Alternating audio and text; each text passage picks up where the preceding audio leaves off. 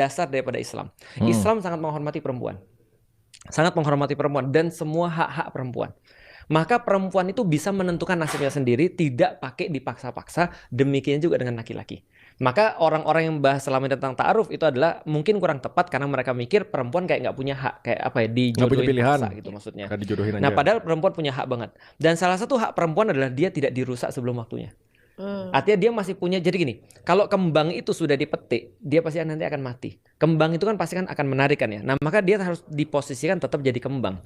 Nah gimana caranya? Berarti ta'aruf itu melindungi itu sebenarnya.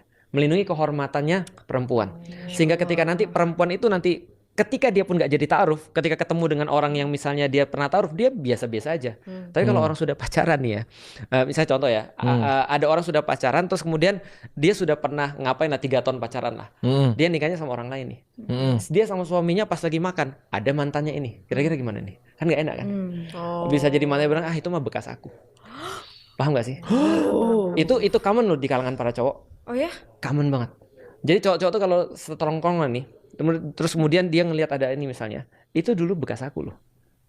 Itu dulu sudah pernah sama aku loh, ngerti nggak sih? Itu menjadi kayak medali bagi cowok gitu maksudnya. Nah sehingga ketika itu terjadi pada cewek yang ta'aruf, itu nggak terjadi seperti itu gitu maksudnya. Jadi kita nggak ada beban masa lalu gitu maksudnya untuk kemudian ketika kita nanti mau nikah dengan orang lain, mau